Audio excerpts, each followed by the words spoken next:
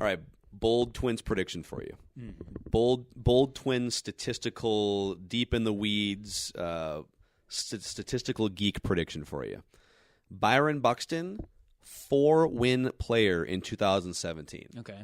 Which for the non-Sabre inclined might be like, well, wait, what does that? A, what's that mean? And B, why is that significant? The best players in baseball, Mike Trout, for instance. Mike Trout was worth 10 wins above replacement last year.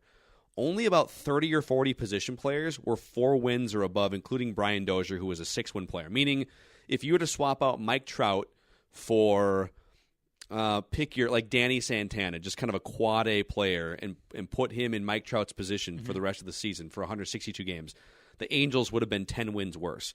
Byron Buxton, I'm saying, takes a big enough jump offensively and defensively for a full season, will be worth 4 wins above replacement or more and become a top 40 position player per that metric in 2017. So I agree with his upside. I agree with your basic point that he's that good of a player. Are you worried at all as you go out on the limb here saying that Buxton's going to be a good player? Are you worried at all that 2017 might not be his blast-off season and that he might still have things that he has to work on at the plate? No, I think he's going to be a flawless hitter who turns into no. I mean, never strikes out again. No, worst case scenario to me, even if he doesn't reach if he reaches his full potential, then Mike Trout is not a terrible comparison in terms of filling up the entire box score. Worst case scenario, he's BJ/Melvin Upton.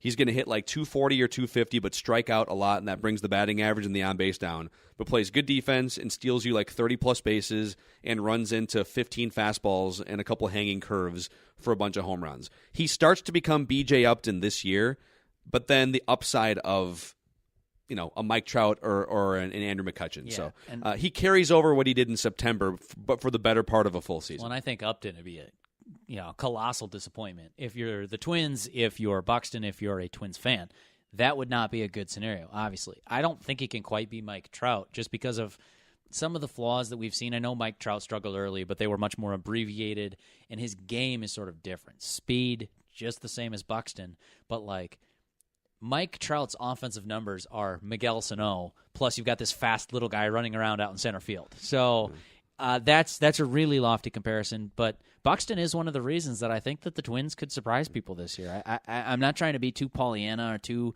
Twins-colored glasses with this.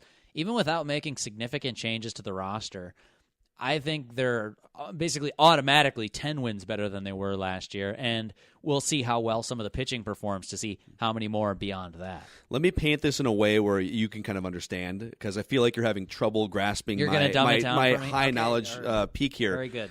Matthew Collar is the Mike Trout of 1500ESPN.com. Yes. And you're the Byron Buxton. Okay. We're hoping you don't turn into BJ Upton. Maybe, yeah. And if I was Melvin Upton, senior editor status, definitely in question.